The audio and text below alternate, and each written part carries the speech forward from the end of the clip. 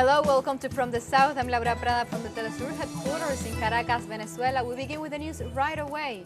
Brazil has closed up embassies in 5 Caribbean islands. Brazil's foreign ministry has confirmed the closure of consulates in the islands of Antigua and Barbuda, Saint Vincent and the Grenadines, Grenada, and Kitts and Nevis and Dominica. The diplomatic representations were set up during Luis Ignacio Lula da Silva's presidency. There are also reports that Brazil is considering closing its embassies in at least 2 African countries, Sierra Leone and Liberia.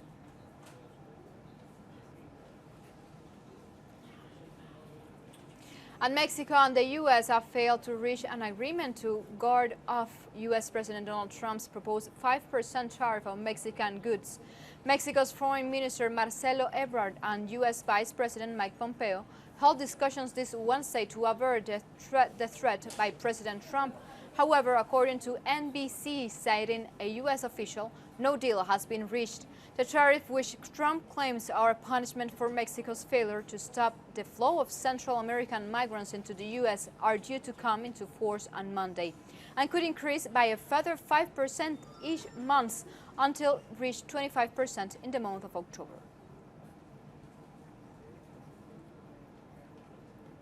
And the Chinese President Xi Jinping has arrived in Moscow for a 3-day state visit as ties between the two countries have grown stronger. Xi met President Vladimir Putin at the Kremlin and both leaders praised their close relations. On Thursday, Xi is expected to travel to St. Petersburg to attend an economic forum hosted by Putin. The two leaders will later sign a joint declaration on global partnership and strategic cooperation with the hopes of entering a new era. Last year, we set a goal to reach $100 billion of bilateral commodities trade.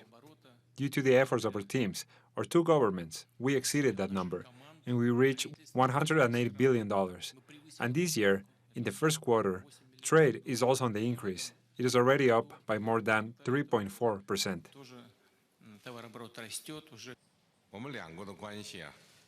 Our bilateral relations have not yet reached the maximum and can become even better. We are ready to work together with Russia in order to continuously increase the impact of our countries. High-level cooperation so that our cooperation could give our 2 peoples a greater sense of achievement and so that we can promote the Russian-Chinese agenda in international affairs. And the leaders also addressed a number of international issues, including the political situation in Venezuela.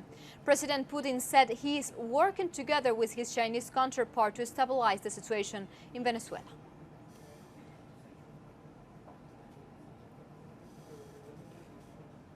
Now, to have more details about this 3-day visit, we have the following report from our correspondent in Moscow, Hansel Oro, who was there and sent us this information earlier. Welcome, Hansel.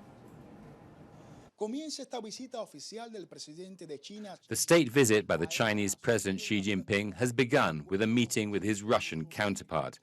Vladimir Putin welcomed him to the Kremlin and referred to him as a great friend to Russia. Putin also mentioned the growing trade between Russia and China, which last year reached record levels of more than $100 billion, $108 billion to be precise. But in addition to bilateral relations, the 2 leaders are also talking about major international issues. Both Russia and China are, of course, permanent members of the UN Security Council and often act together on questions like Syria, the situation in Venezuela, and the denuclearization of the Korean Peninsula. Both countries have played a key role in developing a roadmap for the talks between President Donald Trump and the North Korean leader Kim Jong-un, who of course also had a historic meeting with President Putin in Vladivostok recently. So President Xi and Putin will be talking about all these strategic issues and are expected to sign some 30 agreements, most of them in areas of economic and commercial relations. As an official gift, Xi Jinping gave 2 giant pandas to the Moscow Zoo as a symbol of the close friendship between China and Russia. President Xi is also meeting other Russian leaders. He's attending a gala at the Bolshoi Theater, and on Thursday he's taking part in an economic forum in St. Petersburg that will continue until Saturday. In parallel, there will also be an energy forum with large delegations of Chinese and Russian experts taking part. We should remember that this strengthening of relations is particularly important because it comes as the United States continues to impose its sanctions on Russia and is stepping up its trade war against China. Thank you, Hansel. And now we move on. United States President Donald Trump arrived in Ireland for a state visit where he met once again with brothers after his UK trip. A group of protesters gathered in Shannon holding banners denouncing Trump's policies and demonstrating against Trump's visit to Ireland. U.S. President experienced the same humiliation during his visit to the United Kingdom, where he was faced with a series of protests. To me, I don't like him. He's a bully, he's a windbag. You shouldn't give bullies and windbags power. It's the wrong thing to do. You should be cut down to size rather than rewarded with supreme power. It's just crazy. I think to sum up, he probably stands for everything that I don't. And I couldn't really, can't yet find anything that I agree with him on. I think he's a menace to the planet. He denies climate change, which is rampant and threatening the whole planet. And he's withdrawn from the Paris Agreement. In Nicaragua, hundreds, if it's not more, Sandinistas families have paid homage to slain comrade Bismarck Martinez at the National Palace in Managua. A forensic report confirmed his death this Wednesday, followed by an announcement by Vice President Rosario Murillo, who indicated that the remains of Martinez, who had already become a symbol of the Nicaraguan people, would be honored. The left-wing activist was last seen traveling to the city of Jinotepe. His whereabouts had been unknown for months. However, in September 2018, a video showing him being tortured circulated on social media. In 1977, at the age of 15, Bismarck Martinez joined the Sandinista National Liberation Front to fight against the U.S.-backed regime of Anastasio Somoza.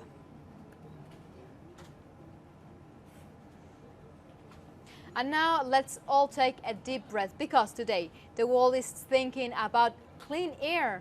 On World Environment Day, the UN Secretary General Antonio Guterres made a call to the world to take actions in favor of the climate and to change those bad habits that contaminate our world.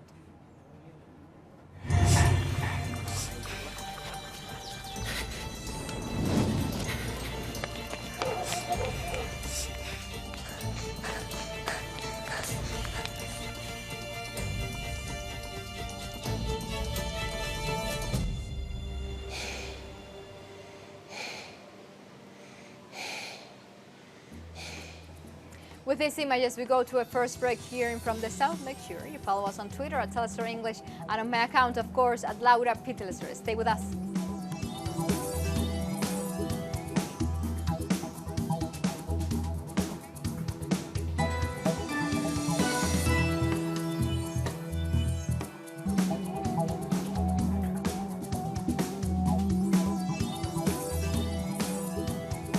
And now we have African news as Muslims celebrate Eid al-Fitr in Sudan. The head of the Transitional Military Council has offered to continue negotiations with the opposition alliance. This announcement comes one day after the scrap of all agreements made with the opposition. It also 2 days after security forces reportedly killed 101 people who were staging a sit-in protest outside the military headquarters. Protesters have been ongoing in Sudan since the ousting of former President Omar al-Bashir, with protesters demanding that the military council had hand over the civilian-led government. Free citizens the past few days have witnessed sorrowful events resulting from the joint security force efforts to deal with certain threats and security complications. Unfortunately, events unfollowed, resulting in the fall of victims and of the injured. We are sorry for what happened. We pray for the souls of the martyrs and hope the quickest of recoveries for the wounded. The General Prosecutor has been directed towards investigating these events. The necessary legal measures will be taken as soon as possible, as we cannot allow any circumstances to stand in the way of achieving the goals of the revolution. Meanwhile, the ruling Transitional Military Council has launched an investigation into deadly clashes which took place in the country. The Council announced on Wednesday that it is initiating an independent probe into a raid by security forces on a protest camp in Khartoum in Sudan. Council Chairman General Mohamed Dagalo assured that it will be transparent and that the guilty will be punished. Over the past few days, we have had an increasing number of martyrs, the last of which were two, yesterday, that are dying. My brothers, it is now clear they want RSF troops to be killed. They call them protesters. They are not protesters. They are gangs, which we have warned against early on. The conspiring group will not get through to the Sudanese people. Now, we are warning from here, warning all of the Sudanese people that there are false vehicles in neighborhoods. Yesterday, in Embassies and Mansoura, in disguise as RSF, threatening and attacking people. And now we move on to Uganda, where at least 6 people have died after heavy rains triggered a series of landslides in the eastern part of the country, in the district of Barbuda on Wednesday. It is feared that the death toll could rise as people are still searching for their missing relatives.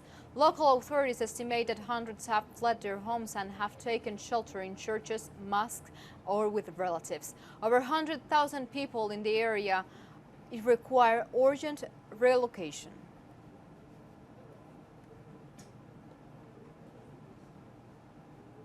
And an intervention by a South African engineer that secures and then dispenses pills to patients has won a major African engineering prize. Neo Utiri was announced as the winner of the 2019 Engineering Innovation Award from the Royal Academy of Engineering. Utiri's invention, the Pele Box, is a simple wall of lockers controlled by a digital system. It allows healthcare workers to stock prescription pills. Pelebox then sends patients a one-time personal identification number which they enter into the user panel to get their medicine. This keeps the medicine safe and reduces waiting times at clinics.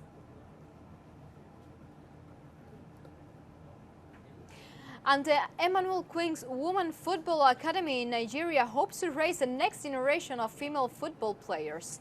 Academy owner Emmanuel Edet says there is enormous talent among young Nigerian girls who can go on to become the stars of the women's national team. As such, he has called on government and corporate organizations to fund women's football academies in the country. However, Edet admits that he faces a challenge of convincing parents that football is not only for boys. That year, my dad did not allow me to play ball, so I forced myself. I was sneaking out of home, going to play ball without his notice. But unfortunately, when I got a scholarship, he allowed me fully to play football. Like this, we go to a second and very short break. Remember, you can also visit our website, telesterenglish.net.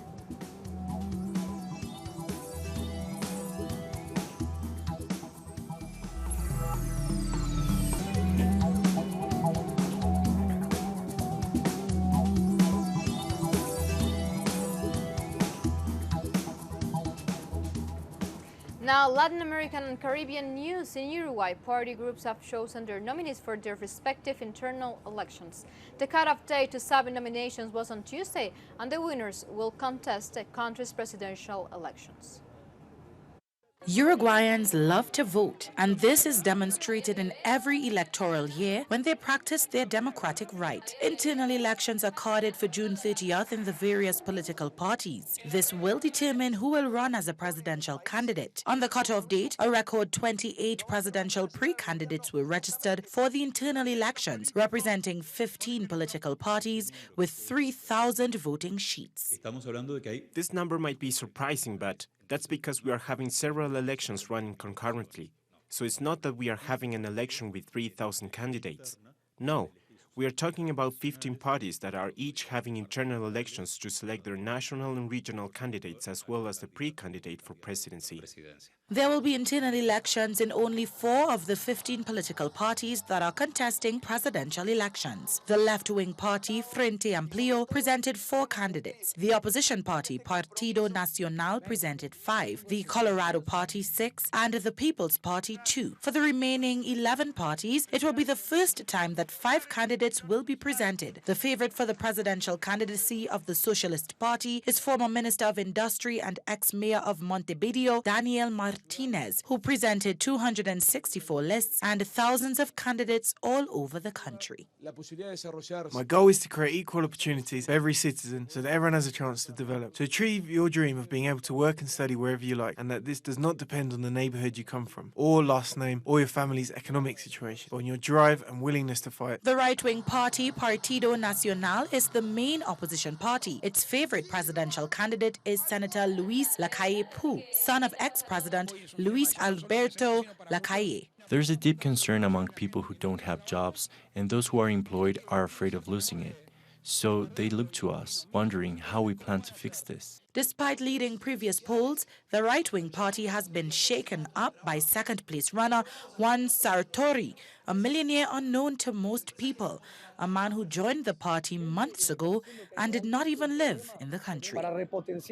We want to boost our agriculture sector, which is the largest in the country, mainly inland, which is the most impoverished part of the country. Everyone knows that the agriculture sector can't continue like this. The internal elections on June 30th will determine which candidates could run for each party in the national elections. The Electoral Court confirmed that more than 2.5 million people are eligible to vote. In the last internal elections in 2014, less than 40% voted. And now we go to Argentina because they are already also preparing for elections in the month of October. And it is clear that the neoliberal policies implemented by current President Mauricio Macri will continue to affect the population and whoever is elected president. Since he came to office in 2015, President Mauricio Macri has increased the prices of public services by over 2,000%. He then decided to raise the price of gas by another 30%. Along with other increases. There are already increases of 2,500% in electricity, as well as in gas. But now the government is trying to slow down the price increases because 2019 is an election year, and the re-election of Macri's Cambiemos alliance is seriously in question. This is why there's an agreement with the utility companies not to continue increasing prices. However, the cost of gas and electricity will still rise. And the consequences of this will further aggravate Argentina's recession. Although the Macri government said it wanted to freeze prices, this was not quite accurate. People were able to put off their payments, but the increases in electricity and gas will feed through later. In April this year, due to the terrible economic crisis caused by their own economic policies, the government launched an economic package of so-called economic and social measures to alleviate the situation of the workers. This package was meant to freeze the cost of the public services, but it didn't really do that. For example, an 8% increase of the price of electricity was suspended, but it was already gone up 40%, and in the further 8% rise and was just postponed. The cost of healthcare has also risen sharply, and people's wages are not sufficient to cover such prices. As a result, there has been a decrease in the consumption of medication and basic medical services. All the increases in the cost of health services are tied to the dollar exchange rate. This has been very unstable in Argentina, and that is having a major impact. It is highly probable that in the coming months, maybe not in June, but later, we will see more inflationary pressure resulting from the exchange rate. There are just a few months to go before the presidential election, but regardless of who wins, more increases in the cost of services will come into effect later in the year and hit the pockets of ordinary Argentinians. Without a doubt, the country is facing a situation of great uncertainty and economic hardship. And now we go to the Caribbean in Barbados because they are already to give up its majority ownership of the financially troubled regional airline LIAT and hand it back to Antigua and Barbuda. Prime Minister Mia Mottley made the announcement in Parliament on Tuesday evening, ending weeks of speculation. LIAT is owned by 11 Caribbean governments. Barbados is the largest single shareholder with a 49.9% stake in the airline. Mottley confirmed to the House that Barbados has accepted an offer from Prime Minister Gaston Brown to take up most of its majority stake. Accepted an offer from a sister Caribbean state, Antigua and Barbuda, we enter into negotiations with them to see whether a deal can be concluded with respect to Antigua and Barbuda taking up our shares in exchange for them taking up our responsibilities as a shareholder within the context of LIAT.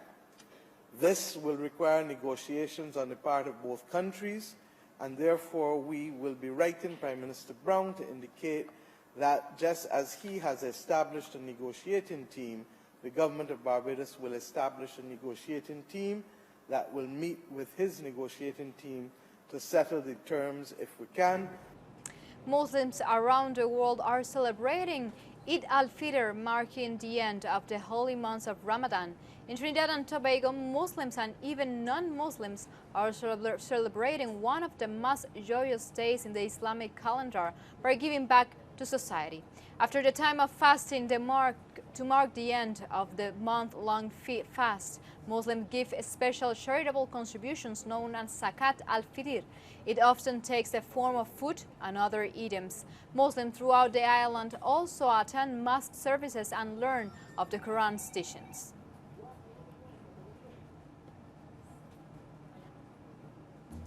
Like this, we come to the end of this trip, as you can continue with the tour, of course, connecting the global thousands the next time. Thank you for watching.